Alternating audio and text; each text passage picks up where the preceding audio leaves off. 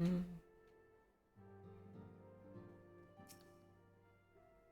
Welcome back, Tegan. Word of your momentous encounter with Lord Ramu precedes you. I would fain share news of my own, but Orionje's discoveries must take precedent. Upon witnessing your defeat of the Lord of Levin, our learned companion was struck with a profound insight regarding the nature of the Ascian's immortality. Let us assemble and discuss his observations together. Yeah, we should. We need to learn how to defeat the Ascians. Hopefully. If everyone is ready, let us begin.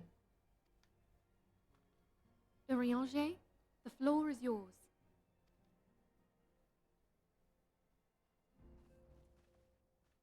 As all here assembled now know, in its final hours as our Order's headquarters, the waking sands did play host to a most unexpected visitor. I speak of the Ascian clad in white, Elidibus. Unwelcome though his presence was, his words that day did serve to confirm a truth long suspected, that the Ascians are eternal beings, to whom physical destruction is as a temporary inconvenience. In the intervening time, Urianger and I have striven to discover a means by which the Ascians might more permanently be slain. And 'tis my belief that we have found the thread that will allow us to unravel the twisted skein of their existence.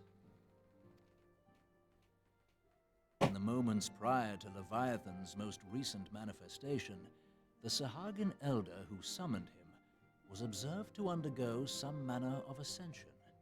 The etheric readings taken by Yashtola at the time of this transfiguration have proven most enlightening.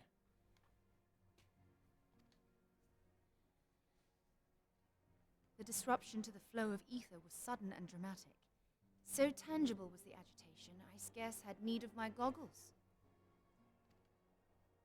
The significance of Yashtola's readings might better be understood in the context of mine own, taken at the instant of the Lord of Levin's demise. Unlike the primal, the Sahagin was not subject to etheric dissipation. Before discussing our new discoveries, it may benefit us all to recall what we know of etheric behavior.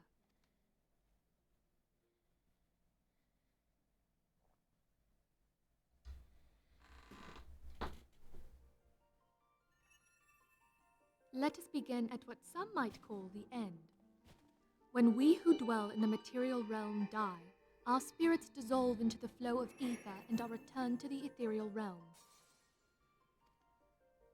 In turn, the restless energy which suffuses that plane streams back into our world, giving rise to new life.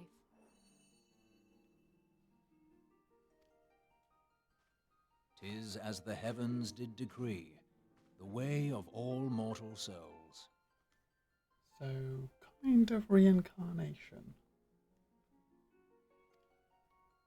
"'Twixt this world and the next do the ethereal currents swirl, bearing the very essence of life. Thus doth the cycle of birth, death, and rebirth continue unabated." Primals behave somewhat differently. In order to manifest and then maintain a physical presence in this realm, they must consume vast quantities of ether, most often in the form of crystals. Though they may seem to live, their flesh is but ether given shape.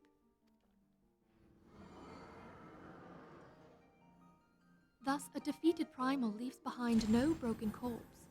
Rather, the essence of its form seeps back into the land whence it came, and the energy of its shattered spirit is called back to the ethereal realm. "And there it waiteth, till next the prayers of the faithful do draw it forth from the sea of ether, to take their offering of crystals and make for itself a new body."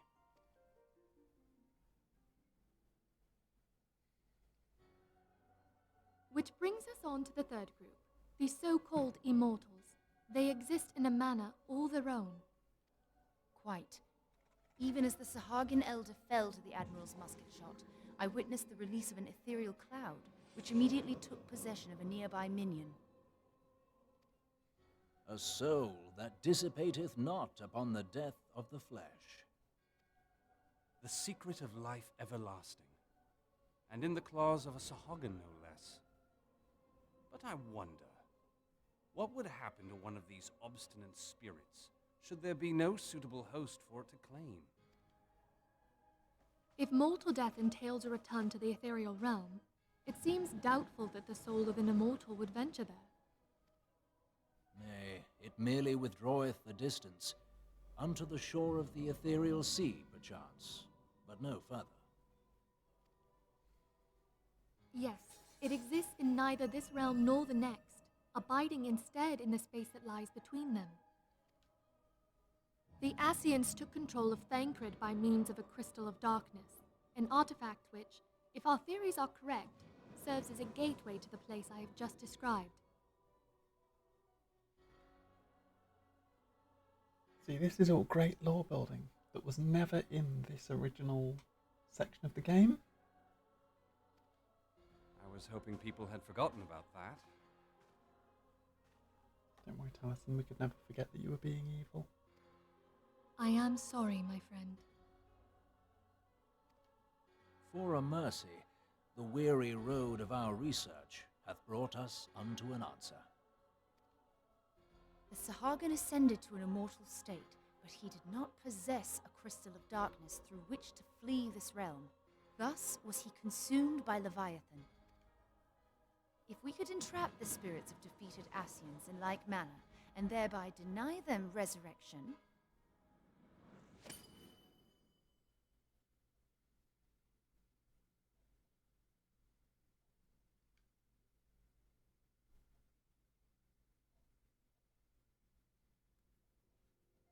Therein lieth the path to victory. Thou art most perceptive, my lady. Only when we have trapped the bodiless soul within an ethereal prison can we hope to defeat its unnatural constancy. Thus might even an eternal paragon be consigned to oblivion. These feats are, of course, far easier said than done. At present, we lack a viable means to entrap and extinguish an Ascian soul. Yet, I believe it to be possible. The pieces of the puzzle lie before us. We have but to put them together.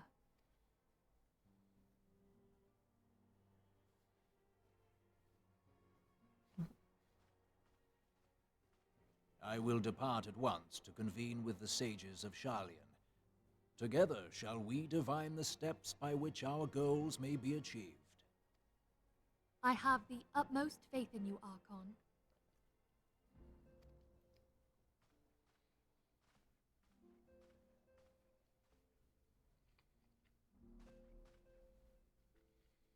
Beg pardon, antecedent, but I would raise one final matter.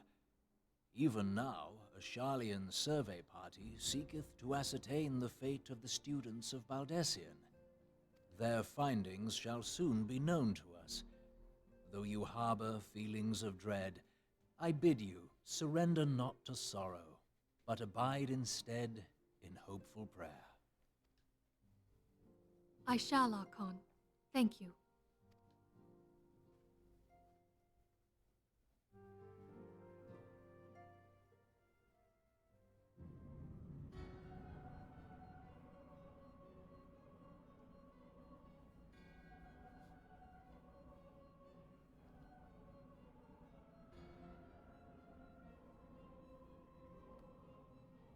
Ooh, these ones don't get voice lines, apparently. The Lord of Levin is returned to the Aether, as was Leviathan before him. Ramu's acquaintance was most intriguing. Inferno, Vortex, Crag, Whirl, and Levin. All have now been humbled by the bringer of light. The limitless potential of man, Heideling's servant, grows mightier by the day.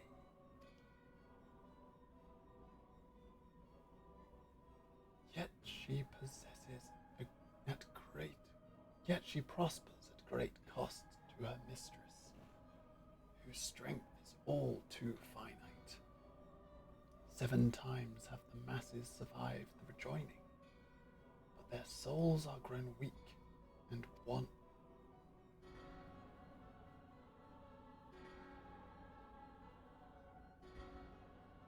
wan, I guess.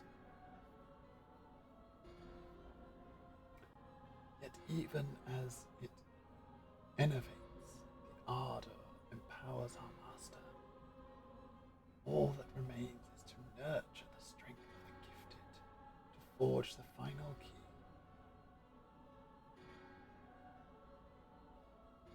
And that is the task to which we bend our every effort.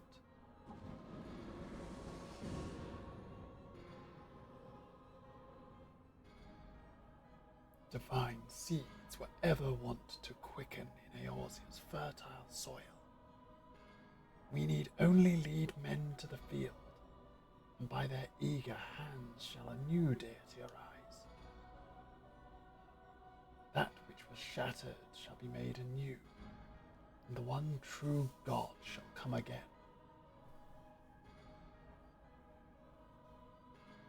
The one true God. This boy.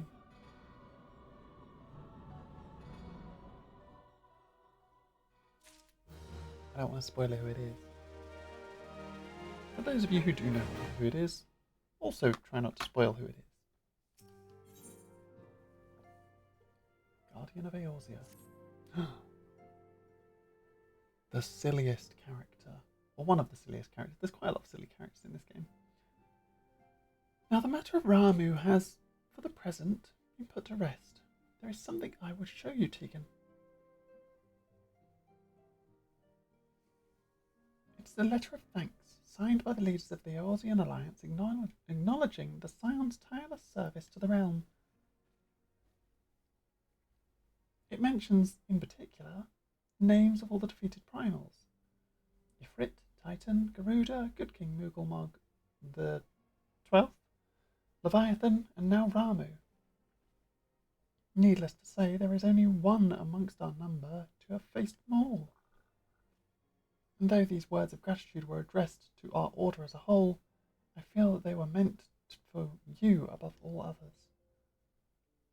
I too must offer my heartfelt thanks for all that you have done. In the course of your duties, you have never once failed to answer my calls to arms. You're a true hero, Tegan, and Eorzea is much safer for your presence. Pray, do not misunderstand me. I say safer, not safe. I know only too well that we can ill afford to lower our guard. The Ascians may be relied upon to sow chaos in the realm until such time as they are forced to stop.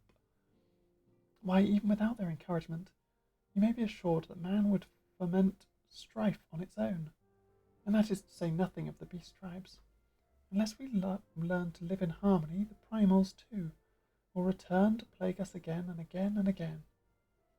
And yet, despite all of this, your deeds serve to inspire the people, to give them hope for a better tomorrow, and there is no greater gift. That we have the courage to strive for what might otherwise seem an impossible peace, we owe in no small part to the dangers you have faced on our behalf, and the people you have won over to our cause in so doing. Our list of enemies has ever been long, but think of the allies with whom we are now blessed. Of the sylphs of Little Solus, who wish naught of conflict. Of the Alamegans and the Domans who stand with us, determined to halt the dread march of the Empire. And then there is Cid and the Fellowship of Noah, racing to unlock the mysteries of ancient Allag, that we might be spared the horror of another Ultima weapon. Of course, when speaking of our greatest allies, we must not forget those closest to us, by which I mean our fellow Scions. Thanks to their many and varied talents, our order is uniquely equipped to combat the far-reaching corruption of the Ascians, and combat it we shall.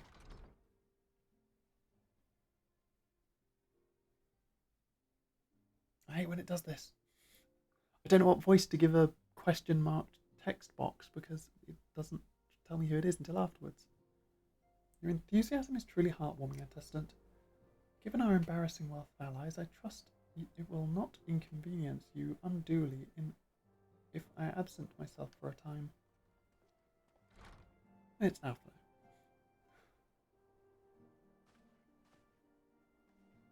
Alphino, I take it the troubles in Uldar no longer require your attention.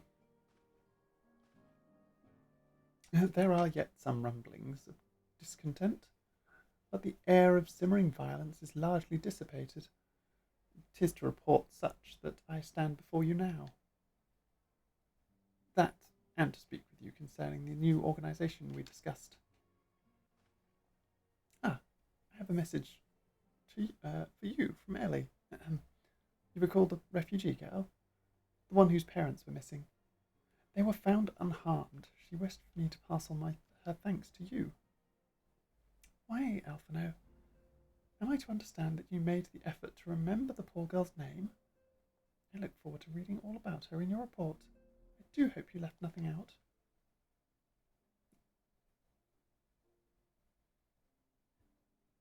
Just bullying, Alphino. Tegan, you've been away from Revenant's Toll for some time now, I believe. Might I suggest that you put the affairs of the realm to one side for the moment and take this opportunity to reacquaint yourself with the town? Which reminds me, one of the Doman children recently inquired as to your whereabouts. Yosen was his name. I believe he has some small matter he wishes to share with you. Why not oblige him with a visit? Let's go talk to Yosen. Because I know what he'll want from me. I vaguely remember where this all leads, because of the image that it showed me at the beginning.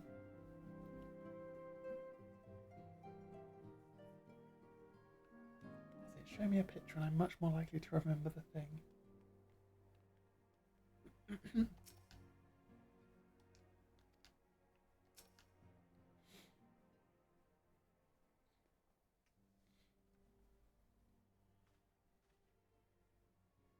Look, it's Miss Tegan. She's back from her adventures. We heard you were off fighting primals, and that they are some of the strongest enemies you could ever face. I wish I could have seen you in battle. Anyway, we all want to be heroes too, so we finally formed our very own Doman Adventurers Guild to protect all the Domans. Oh, do you think you could train us today, Miss Tegan? Maybe you could show us how you fought the primals. What's all this commotion then? Oh, these two. Mr. Boulder, Mr. Coulternet. Did you know that Miss Tegan is back? So it would seem. There he is. Hoary Boulder. So it would seem. Welcome home, Tegan. My companion and I recently became full members of the Scions, and I believe proper introductions have yet to be made. I am known as Hoary Boulder, and this bookish fellow is Coulternet. Though we remain largely unproven as adventurers, we've taken it upon ourselves to instruct the Doman youthlings in the art of combat. I told you, Mr. Boulder, we are not younglings anymore. We are adventurers. And we were just asking Miss Tegan if she could give us some special training. I think we're ready to hunt monsters alongside her, don't you? Well, you've certainly been diligent with your drills, but I'm afraid the fiends of Mordona are still ever so slightly too dangerous for you. I have a counter-proposal. What if I were to cross swords with Tegan? A demonstration of skill at arms, if you will. Hoary, if I didn't know you better, and I do, I'd say you were merely seeking to test yourself against a legend. Well, mayhaps I am, but what matters the motive when the children stand to learn so much from the lesson? What say you, Tegan? Would you consent to spar with me? Sure. You cannot hurt me. Hurrah! We have a tournament! Come on, everyone, we must prepare our gear for an outing.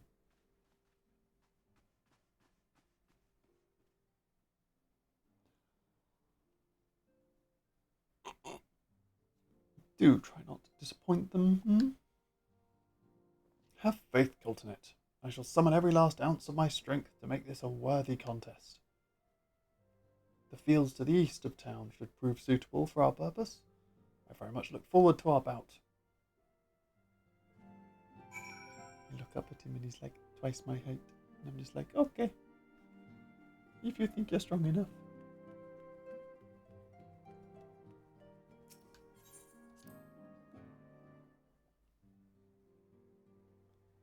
He's called the Boulder for a reason. Surely he will put up a good fight.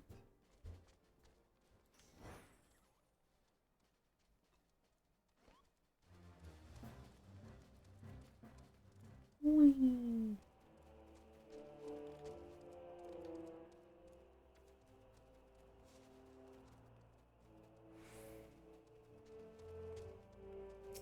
Here we go.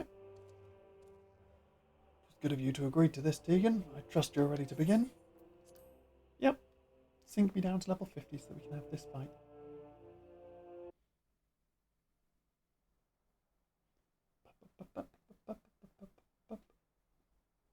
Very well.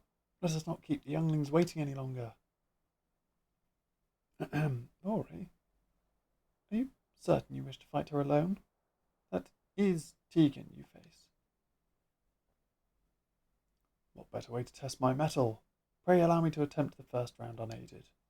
After all, 'twas this hero's legend that led me to join the Scions to begin with. Without Tegan to inspire my efforts, I would not be half the warrior I am today. Your point is well made, but remember, this is for the children's sake as well as your own. Should it appear the contest will end too swiftly, I shall add my spells to your blade work.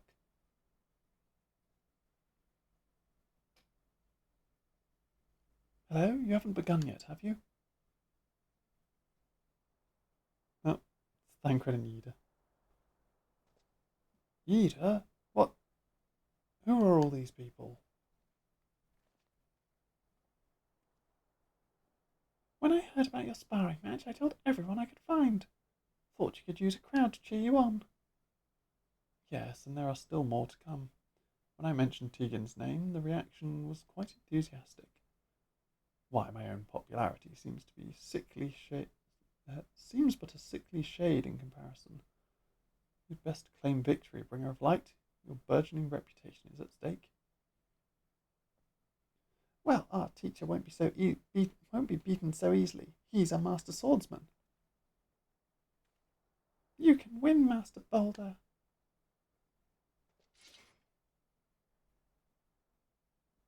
We shall soon see. On your guard. Yes, we shall.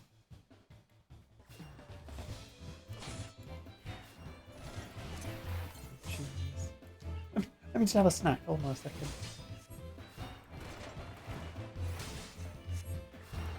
Boulders, is it?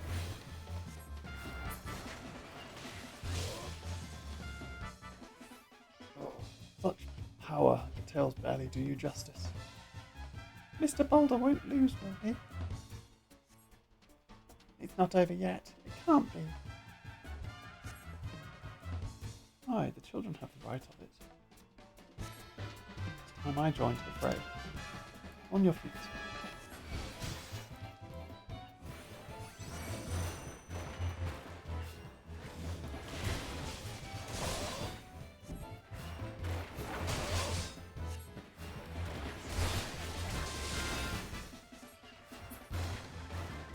I must admit defeat.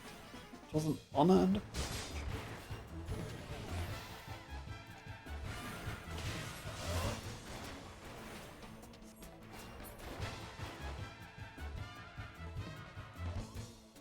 Oh no, he looks hurt. Tegan is so strong.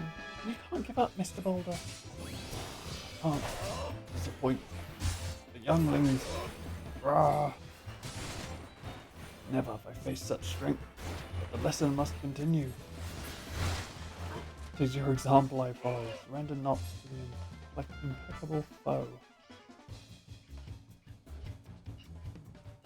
Sorry, buddy. Me and my Moogle are gonna win.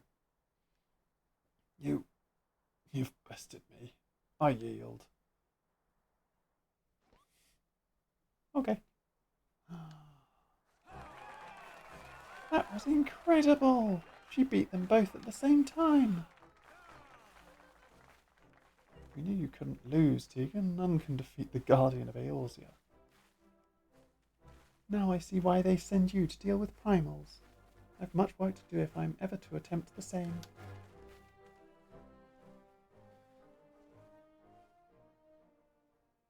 Yep.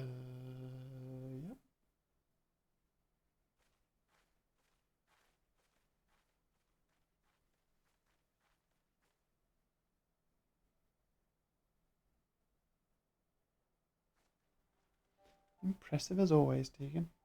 It is ever a pleasure to witness the spectacle of your martial prowess. And judging by the smiles on these many faces, they too appreciate the hard-won strength that keeps the perils of this realm at bay. Guardian of Eorzea. Yes, that is a most fitting title. Do you recall when first we met? It was at the memorial service for the Battle of Carsino. At the time, I was yet attempting to understand this land of Eorzea. I sought to grasp the reason why Grandfather willingly sacrificed himself to protect it. I shall speak plainly. My initial impressions were less than favourable. Dire problems abounded, yet the effort I saw expended towards their solution was haphazard and half-hearted. I thought Eorzeans a foolish and childish people. Considering their shambles their home was in, I would not have been surprised if some had chosen to swear allegiance to Gaius and the order he proposed to enforce. The legatus' single-minded military invasion precluded any such switching of loyalties, of course. Were it not for a desire to continue Grandfather's legacy, I would have abandoned the realm to its fate long ago. The threats were too many, the nations too self-involved and unstable.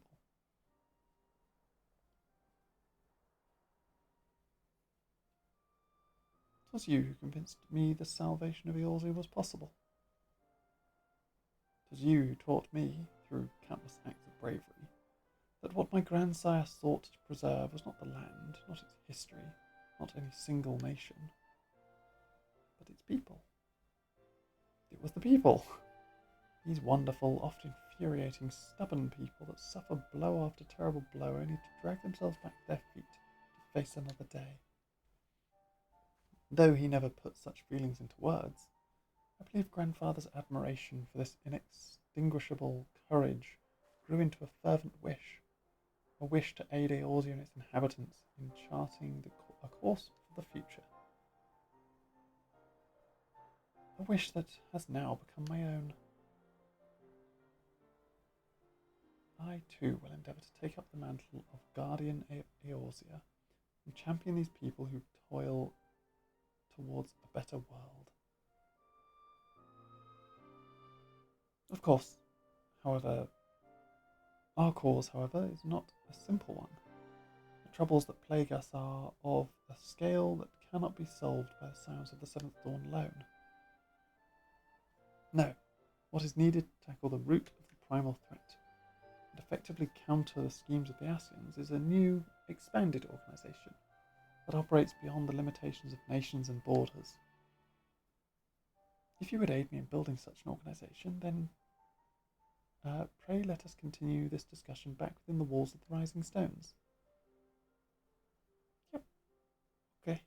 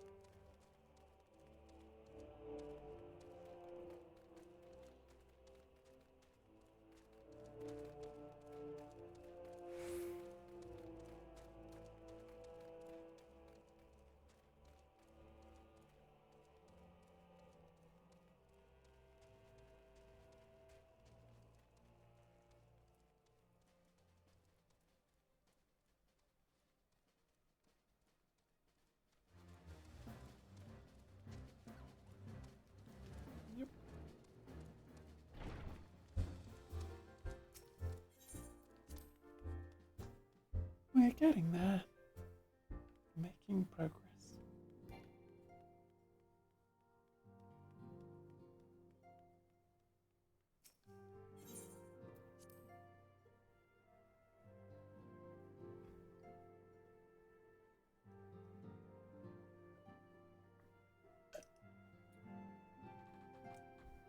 Nom nom nom. Thank you for coming, Tegan. The world shifts and alters, and we, my friend, must ever be one step ahead of the chaos. What I propose is a formation of a new organisation.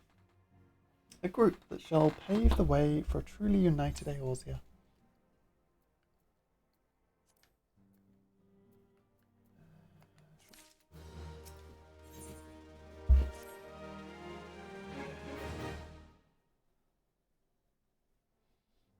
Pray forgive me if I tread over old ground, but I would first speak of the grand plan. Since the advent of the seventh astral era, the leaders of the three nations have been deliberating over an accord that seeks to bring in desperate forces of Eorzea together into a single entity.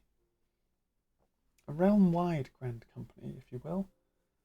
The military might of such an institution would be drawn from every corner of the land and directed against threats that no single nation could hope to overcome alone. Yet, while the purpose of this hypothetical organisation was undisputed, the logistics of its formation have become the source of endless debate. And the longer these discussions continue, the more I sense the impetus towards unification draining away. Thus have I been campaigning for the creation of what might be considered a trial company. It will be on a much smaller scale than what we hope to eventually achieve, but capable of the same manner of unrestricted operations according to the science. It is my hope that the successful utilisation of such a force will lend momentum to the lagging deliberations. Also, being a primarily military outfit, I mean to assuage fears of its misuse by placing the fledgling organisation under the authority of the antecedent. The Scions work tirelessly to protect Eorzea and its people. But as you yourself have witnessed, with the refugee revolt, there are limitations to what even we can achieve. With this new company under the Scion's command, however, we will be capable of responding to a wider range of difficulties without straining our resources or overtaxing your formidable talents. The goals of my proposed organisation are those of the Scions and ultimately identical, a point conceded by all concerned. But before I can move with establishing this precursor to the true border-spanning Grand Company, it is yet necessary that I visit the three leaders and gain their official approval. A tiresome and time-consuming task, which is why I would ask that you accompany me on the journey, and attend to the business of recruiting our inaugural members, while I am otherwise engaged with bureaucratic formalities.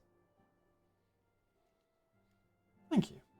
It is reassuring indeed to know that the bringers of light and her discerning eye will be selecting our future allies. Our first destination will be Limsa Laminsa. Let us rendezvous at Bulwark Hall.